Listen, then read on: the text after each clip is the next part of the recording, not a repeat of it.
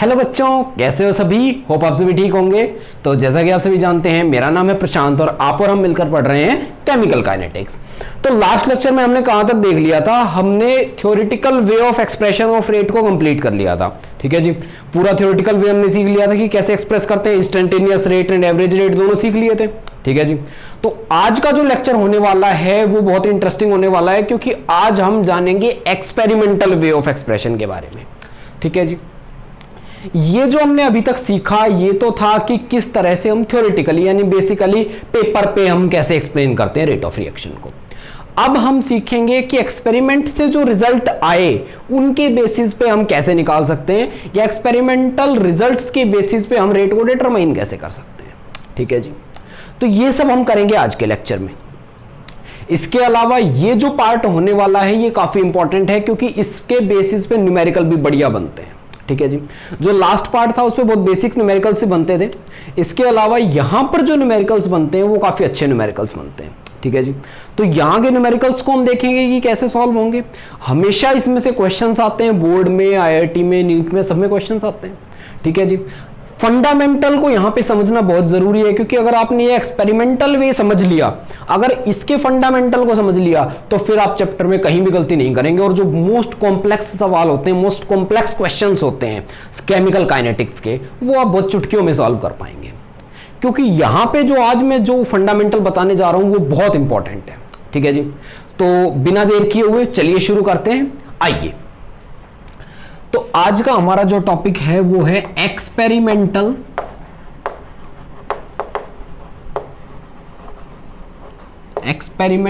Expression and determination कि express कैसे करेंगे, दैट इज मैथमेटिकल इक्वेशन कैसे लिखेंगे, और डिटर्मिनेशन यानी एक्सपेरिमेंटल रिजल्ट्स के बेसिस पे हम इनका वैल्यू कैसे निकालेंगे। ठीक है जी, रेट की determination of what, rate of reaction. ठीक है जी, रेट ऑफ रिएक्शन। तो ये सब हम जानने वाले हैं आज के लेक्चर में, experimental expression and determination of rate of reaction. ठीक है जी, अच्छा जी, अब आइए जरा देखते हैं। इसके लिए हमें कुछ चीजें समझनी पड़ेंगी। सबसे पहले हमें जो मोस्ट इंपॉर्टेंट चीज समझनी है वो क्या है कि सबसे पहले रेट एंड कंसंट्रेशन का जो रिलेशन था, रिलेशन रेट एंड कंसंट्रेशन का क्या रिलेशन, वो पहले तो किससे बताया जाता था। सबसे पहले जिसने ढूंढा था उनने कैसे बताया था, तो उनने नाम दिया था उसको लॉ ऑफ मास एक्शन। ये पुराना तरीका था हमारे पास। ठीक है जी, लॉ ऑफ मास एक्शन। उसके बाद जब एक्सपेरिमेंटल वेज आगे बढ़े, इनमें रिसर्च आगे बढ़ी, तो एक नया तरीका हमारे पास डेवलप हुआ जिसको हमने बोला रेट लॉ। ठीक है जी, अब ये जो लॉ ऑफ मास एक्शन है ये थोड़ा ज्यादा ही जनरलाइज्ड होता है। ठीक है जी, और ये पुराना तरीका है हमारे पास। ये कैसा तरीका है, पुराना, ये है नया तरीका। ठीक है जी, आइए एक बार पुराने तरीके को समझते हैं, फिर समझते हैं पुराने तरीके में क्या कमी थी, और फिर हम समझेंगे कि नया तरीका क्या होता है। ठीक है जी, आइए तो सबसे पहले हम समझेंगे रेट लॉ, नहीं, सबसे पहले क्या समझेंगे, law of mass action. Law of mass action हम समझेंगे। ठीक है जी, अच्छा मान लीजिए for a reaction A plus 2B give rise to C। ठीक है जी, लॉ ऑफ मास एक्शन आपने जरूर सुना होगा, ये लास्ट ईयर 11th क्लास में इक्विलिब्रियम नाम के चैप्टर में भी था। ठीक है जी, जो इक्विलिब्रियम चैप्टर हमारा होता था उसके अंदर भी लॉ ऑफ मास एक्शन हमारे पास दिया हुआ था। ठीक है जी, इसके अकॉर्डिंग क्या होता है कि रेट जो होता है किसी भी रिएक्शन का या रिएक्टेंट के रेस्पेक्ट में बेसिकली रिएक्शन का ही लेंगे। ठीक है जी, वो डायरेक्टली प्रोपोर्शनल होता है प्रोडक्ट ऑफ रिएक्टेंट्स या product of concentration of reactants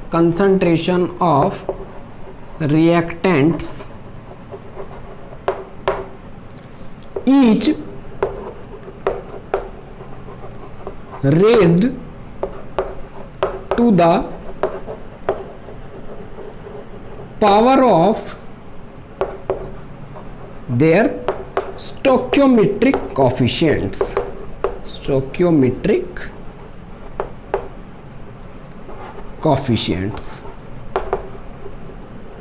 ये स्टेटमेंट आपको बहुत ध्यान रखनी है।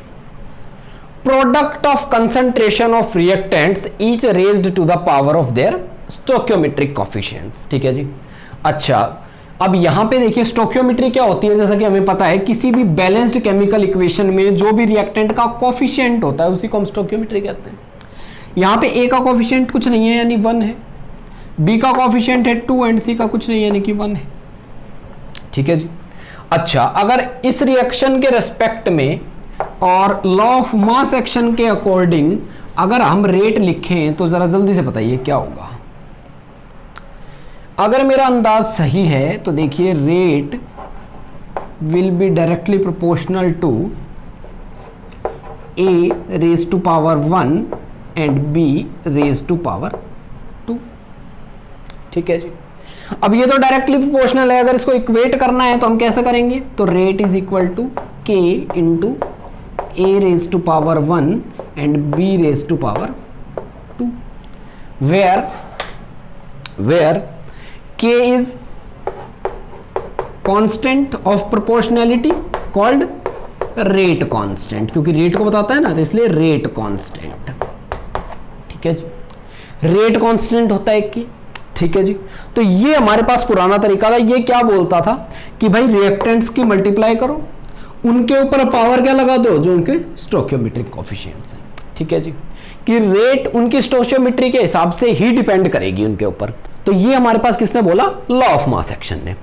अब आइए हम क्या करते हैं, हम समझते हैं क्या रेट लॉ को समझते हैं। ठीक है जी, हम इसका नया तरीका समझते हैं, ये तो पुराना तरीका था। अब हम समझते हैं नया तरीका, that is called rate law. ठीक है जी। तो आइए इस साइड वाले को मिटाते हैं और स्टार्ट करते हैं।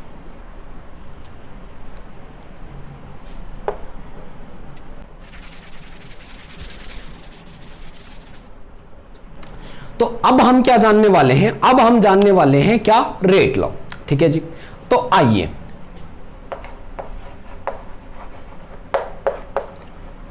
रेट लॉ क्या होता है। अब क्या है कि जब स्टडीज को एडवांस किया गया, यानी कि कंसंट्रेशन पे रेट कैसे डिपेंड करता है, इस चीज को जब एडवांस किया गया तो हमने क्या पाया, हमने ये पाया कि ये रेट जो ये रेट है ये रिएक्टेंट के कंसंट्रेशन के डायरेक्टली प्रोपोर्शनल तो है, that is rate is directly proportional to product of concentration. ध्यान रखिए कंसंट्रेशन नहीं, product of concentration of reactants. तो ये तो है। ठीक है जी। पर समस्या क्या है, जो उसने बोला था कि each raise to power of their stoichiometric coefficients, जब नई रिसर्च हुई तो उन्होंने बोला कि स्टोइकियोमेट्रिक कोएफिशिएंट के बराबर हो भी सकता है और नहीं भी हो सकता है। हमें श्योर नहीं है, हमेशा नहीं होता है, कहने का मतलब श्योर तो है बट हमेशा नहीं होता है। कुछ केसेस में होता है, कुछ केसेस में नहीं होता है। तो आइए समझते हैं उन्होंने क्या बोला कि product of concentration of reactants each raised to the power, किस पावर, क्या पावर होती है उसकी, each raised to the power of some coefficient, कोई कोएफिशिएंट लगेंगे या कोई कोएफिशिएंट लगेगा विच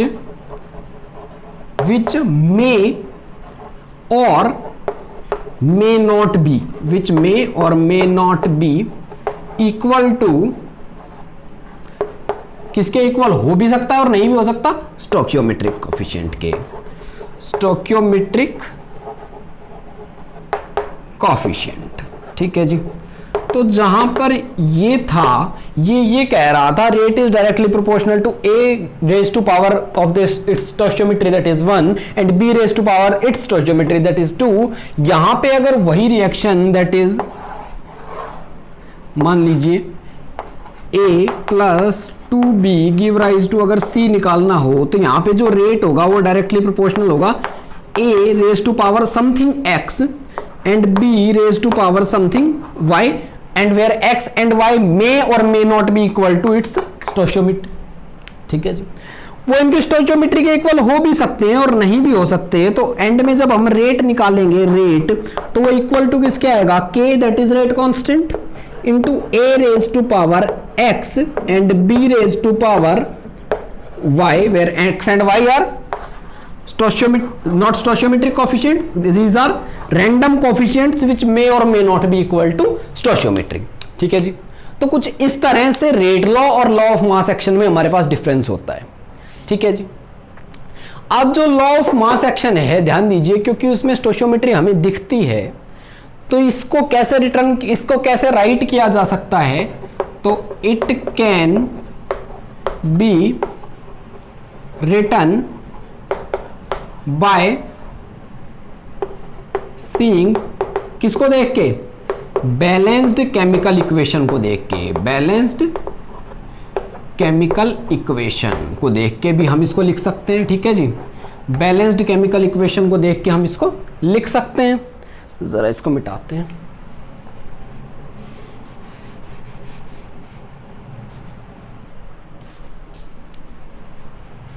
बैलेंस्ड केमिकल इक्वेशन। ठीक है जी, तो बैलेंस्ड केमिकल इक्वेशन को देखेंगे और क्या करेंगे, कंसंट्रेशन ऑफ रिएक्टेंट लेंगे और उनकी स्टोइचियोमेट्री उनकी पावर में लगा देंगे। अच्छा जी, क्या यहां हम बैलेंस्ड केमिकल इक्वेशन को देख के इसको लिख सकते हैं? लिख सकते हैं, बट एक्स और वाई का हमें नहीं पता होगा, यानी कि हम करेक्टली नहीं लिख सकते। तो बेसिकली हम क्या लिखेंगे कि कांट बी प्रिडिक्टेड, इसको प्रिडिक्ट नहीं किया जा सकता by chemical equation, chemical equation से प्रिडिक्ट नहीं किया जा सकता इसको। ठीक है जी, बैलेंस्ड केमिकल इक्वेशन से। तो ये एक्स और वाई कैसे डिटरमाइन होंगे, तो ये एक्स और वाई जो हमारे पास हैं ये कैसे डिटरमाइन होंगे, तो आपको इसके लिए ध्यान रखना है कि X and Y are determined, कैसे डिटरमाइन करते हैं, एक्सपेरिमेंटली। ठीक है जी, एक्सपेरिमेंटली, तो आपको ध्यान रखना है एक्सपेरिमेंटली डिटरमाइन होते हैं ये सब। ठीक है जी, डिटरमाइंड एक्सपेरिमेंटली। ठीक है जी, एक्सपेरिमेंटली डिटरमाइन करते हैं एक्स और वाई को। तो यहां पे क्या था, बेसिकली यहां पे स्टोइचियोमेट्री को पावर में लगाना था रिएक्टेंट की कंसंट्रेशन के। अच्छा जी, अच्छा इससे पहले आपको एक चीज याद होगी कि जब हमने ये देखा था, जब हमने चैप्टर का ओवरव्यू लिया था, तो हमने एक बात समझी थी बहुत इंपॉर्टेंट, कि थ्योरेटिकल रेट को तो हम प्रोडक्ट और रिएक्टेंट दोनों की कंसंट्रेशन की फॉर्म में या दोनों की फॉर्म में एक्सप्रेस कर सकते हैं, बट एक्सपेरिमेंटल रेट को सिर्फ और सिर्फ रिएक्टेंट की टर्म में ही एक्सप्लेन कर सकते हैं, इसको प्रोडक्ट की टर्म्स में एक्सप्लेन नहीं करते हैं हम। ठीक है जी, नहीं कर सकते हैं, ना करते हैं। ठीक है जी, अच्छा तो यहां पे क्या रहा कि लॉ ऑफ मास एक्शन में स्टोइचियोमेट्री पावर में लगानी है, कि बैलेंस केमिकल इक्वेशन को देख के बनाई जा सकती है, लिखा जा सकता है इसको। सिमिलरली रेट लॉ हो गया, रेट लॉ में क्योंकि कंसंट्रेशन की जो पावर होती है, रिएक्टेंट की कंसंट्रेशन की पावर, वो स्टोइचियोमेट्री ना होके कुछ कोफिशिएंट होते हैं जो इक्वल हो भी सकते हैं और नहीं भी हो सकते स्टोइचियोमेट्री के। अच्छा जी, तो इसको क्या सिंपली रिएक्शन देख के लिखा जा सकता है? नहीं, जब तक हमारे पास एक्सपेरिमेंटल डेटा ना हो तब तक हम एक्स और वाई नहीं बता सकते कि क्या होंगे। ठीक है जी, तो इसको देखने के लिए हमें, इसको लिखने के लिए हमें क्या चाहिए, हमें हमेशा एक्सपेरिमेंटल डेटा चाहिए। ठीक है जी, अब आइए इतना देख लिया हमने, इससे आगे चलते हैं। ठीक है जी, इसको नोट कर लीजिए, इसका स्क्रीनशॉट ले लीजिए, फिर चलते हैं आगे।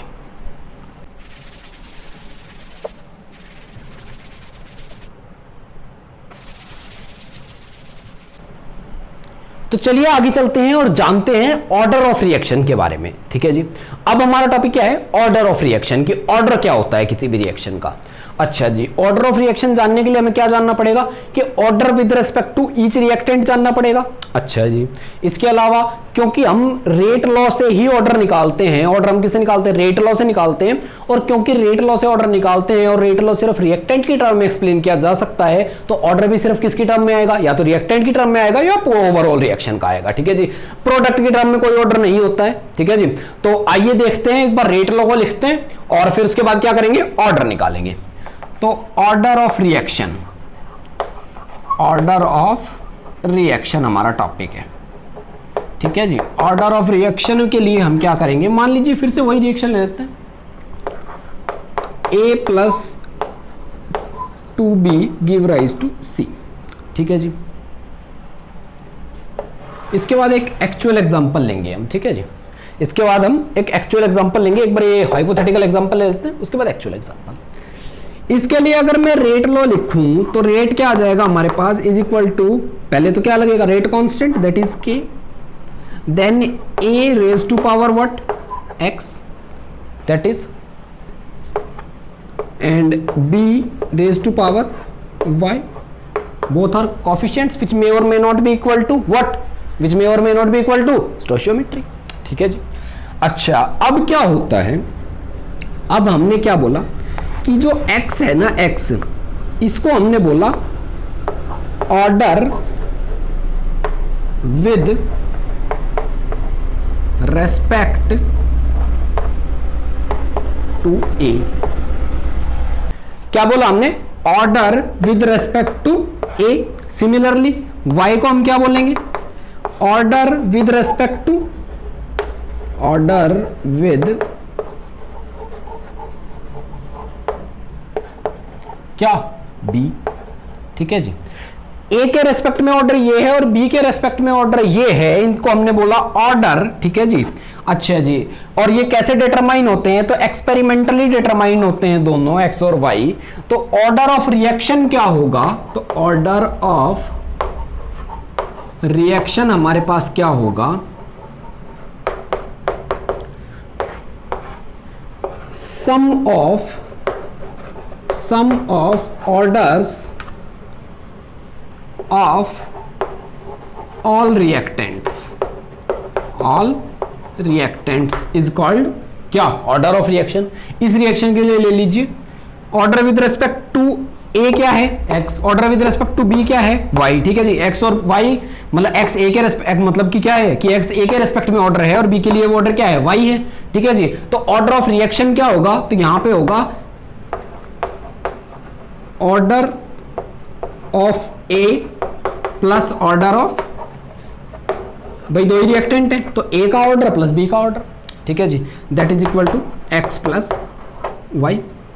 ठीक है जी, x प्लस y। अब आइए एक रिएक्शन लेते हैं, example CHCl3 plus Cl2 will give rise to CCl4 plus HCl। ये हमारे पास एक एग्जाम्पल है। ठीक है जी, ये हमारे पास एक एग्जाम्पल है और इस एग्जाम्पल का हमारे पास मान लीजिए कि डेटा भी है एक्सपेरिमेंटल। ठीक है जी, वो मैं बता दूंगा आपको क्या है। तो पहले तो इसके लिए रेट लॉ लिख लेते हैं। ठीक है जी, फिर समझते हैं कि इसका ऑर्डर क्या होगा, इस रिएक्शन का ऑर्डर क्या होगा। तो पहले तो रेट लॉ अगर मैं लिखूंगा तो रेट क्या आ जाएगा, K into CHCl3 raise to power x। ठीक है जी, and Cl2 raise to power y, ये आ जाएगा हमारे पास।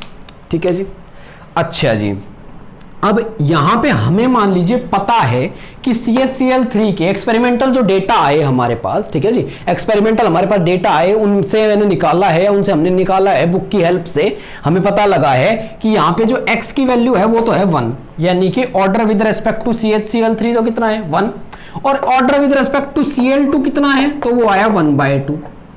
ठीक है जी, वो आया 1/2। तो ऑर्डर ऑफ रिएक्शन क्या होगा, order of reaction that is x plus y।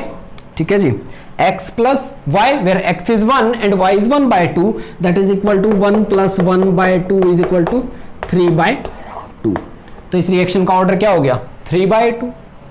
अच्छा जी, ऑर्डर हो गया इस रिएक्शन का 3/2। एक रिएक्टेंट जो कि CHCl3 है उसके रेस्पेक्ट में ऑर्डर था 1, दूसरा रिएक्टेंट जो कि Cl2 है उसके रेस्पेक्ट में ऑर्डर था 1/2, टोटल ऑर्डर हो गया 3/2।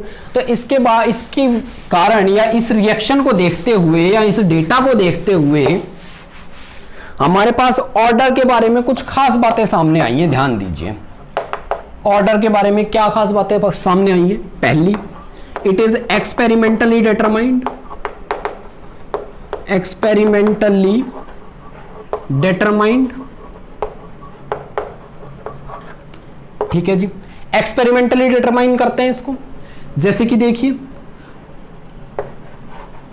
हमें किसने बताया कि x1 था और y 1/2 था, तो हमने एक्सपेरिमेंटली, हमें पता था, हमने बुक से पता किया, एक्सपेरिमेंटल डेटा बुक में दिया हुआ था, वहां से हमने पता किया, ठीक है जी। अच्छा, इसके अलावा दूसरी बात क्या हुई, तो इट मे और may not be equal to stoichiometry, it may और may not be equal to stoichiometry, ये लो जी, ठीक है जी। स्टोइचियोमेट्री देखिए यहां पे 1 है, इसकी भी 1 है, बट ऑर्डर इसके रेस्पेक्ट में तो क्या है, x के रेस्पेक्ट में तो 1, यानी स्टोइचियोमेट्री के बराबर है। और Cl2 के लिए ऑर्डर कितना है, 1/2, that is not equal to stoichiometry. तो order may be equal to stoichiometry और may not be equal to stoichiometry, ठीक है जी। तीसरी बात, ऑर्डर कैन बी 0 और 0, इसके अलावा होल नंबर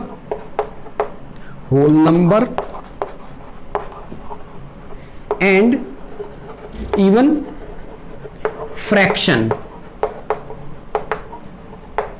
देखिए ऑर्डर 0 भी हो सकता है, यानी कि किसी का ऑर्डर 0 है, इसका मतलब क्या है कि इसकी कंसंट्रेशन का रेट पे कोई इफेक्ट नहीं है। अगर किसी का ऑर्डर 0 है तो उसकी कंसंट्रेशन का रेट पे कोई इफेक्ट नहीं है। किसी का ऑर्डर 1 है तो सीधा इफेक्ट है, 2 है तो उसके स्क्वायर के बराबर इफेक्ट है, ठीक है। ये हम बाद में समझेंगे कैसे।